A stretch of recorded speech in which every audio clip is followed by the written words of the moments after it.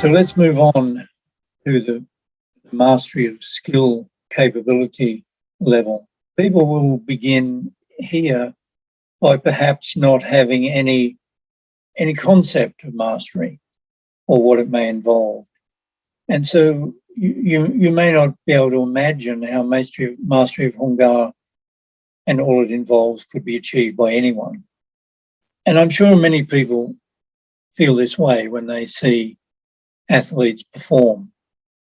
If you take the pole vaulting, for example, that's always amazed me. I cannot imagine running along with a pole of, I don't know how many meters long they are, and all of a sudden propelling myself into the air with that pole. I have no concept of how to master something like that. And then we will develop an initial awareness of the enormity of mastery. It's not we will begin to understand mastery. We will begin to understand that this is an extremely long journey. And we'll get that awareness of that journey.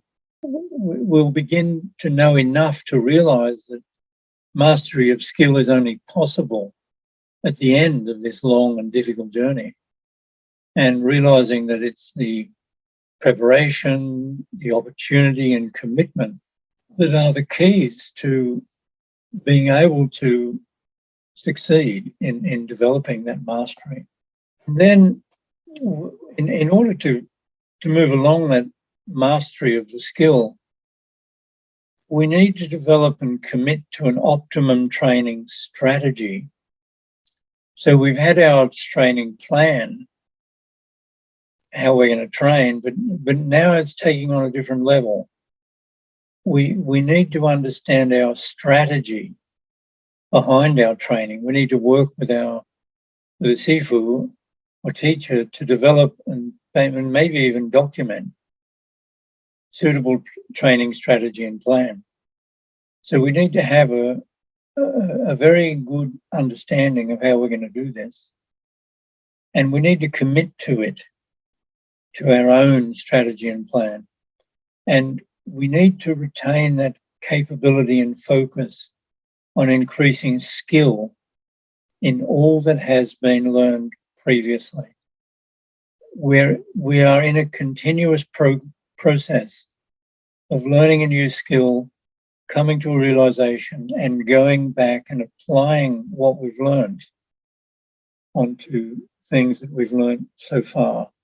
And the next thing we're going to understand and realize is that developing supporting lifestyle habits will also enable accomplishment.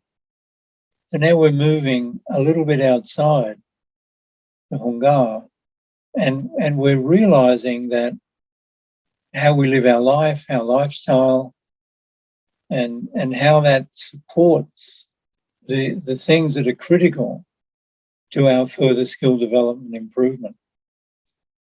I mean, we can't have 3 hours sleep a night and do a job and then spend a few hours training and expect to move forward and become accomplished.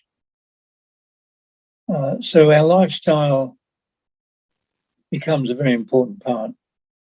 We to enable further accomplishment, we will realize that we need to revise and determine our own personal supportive habits. And this will include diet, sleep, temperament, intentions, aspirations, happiness, relationships, work-life balance, cross-training, fitness, health, and I could go on there. The point I'm trying to make you realize is that you'll get to the stage where physical Hung Gar movements is not what it's all about in order to master the skill of Hung Gar. There's a lot more things that you need to start considering if you wish to proceed. And then the final thing in mastery, if you've been able to master all those things we've talked about so far, which, by the way, is going to take many years. It's not something that you're going to do a few months. It's probably not something you're going to do in less than, less than 5 or 6 years. And for many people, it'll take a lot longer. When you think you've mastered a skill, there needs to be a commitment to maintaining that capability level that you've mastered, to be able to pass it on and to contribute to the ongoing ability of people to master things and continue to learn Hung Gar. And the important thing here, I say, is you must realize it's not possible to remain as we are. I believe that there's only ever two states that any of us are in throughout our entire life at any one time. We're either making progress or we're going backwards. There is no middle ground. We never remain as we are. And you can look at it particularly with health. You say, okay, I'm healthy, so I can do what I want to do and I can eat what I want to eat. I can put the stresses on my life and everything will be fine. Well, no, that's not actually true. At the point you are currently at, which you're feeling healthy, your body is starting to deteriorate. From age 25 onwards, we start to deteriorate many of our body functions. We lose muscle mass as we age. All sorts of things happen. The ability of the cells to multiply becomes compromised. The cells begin to enter a realm of senescence, of becoming old. So it's never a situation where I will just remain as I am. It's not possible. You're either moving forward or you're going backwards. In medical terms, it's either anabolic or catabolic. If you look at training and ability to play Hung Gar or anything else, any other sport, you can see people don't remain as they are. If you look at all the world famous athletes, you don't tend to see them in their 50s and 60s. They did not remain as they were. Everything deteriorates. And you need to understand that. Very, very important. It's not possible to remain as we are. We will either get better or we will go backwards. And so you need to be very clearly understand we'll either progress or we'll regress.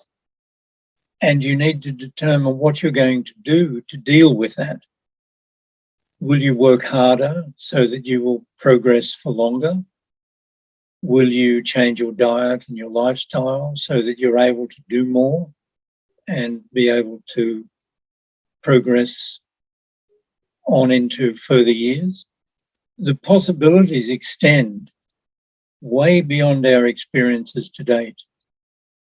So we may think we've been through a lot. We know what it takes to learn things. There are more and more possibilities to extend yourself in ways that you've perhaps not even thought of yet.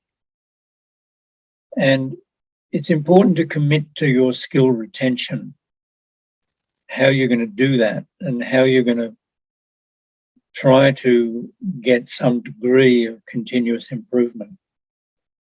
And this also means in passing things on and contributing and helping others, that you may need to look at contributing your time and knowledge and enthusiasm to actually helping others to realize and retain their skills.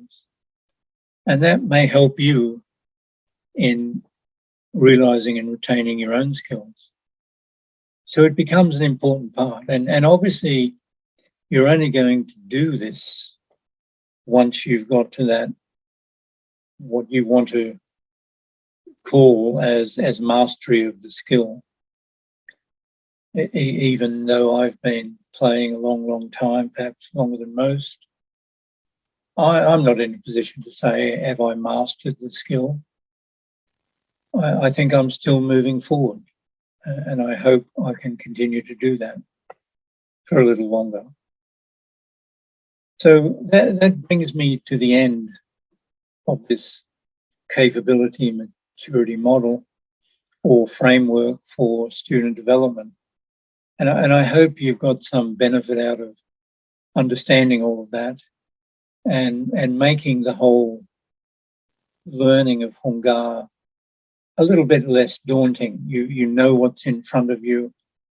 There are many things here you can work on at the same time to try to understand and try to develop yourself and become better at learning Hung Gar. And so this is another way of representing it using those short phrases that you may want to look at. And so I think it's important that people have a good understanding of this in progressing through what it is they're taking on in learning Hung Gar. Because if you're not prepared to do these things and work on all of these things, then perhaps you shouldn't be learning Hung Gar. There are many other things you can do in life that may not take such a high degree of commitment and perseverance and time. So it's important to think very carefully, is this what it is that you're wanting to commit yourself to? And that's what it looks like. So I hope everybody has had some benefit from what I've had to say here.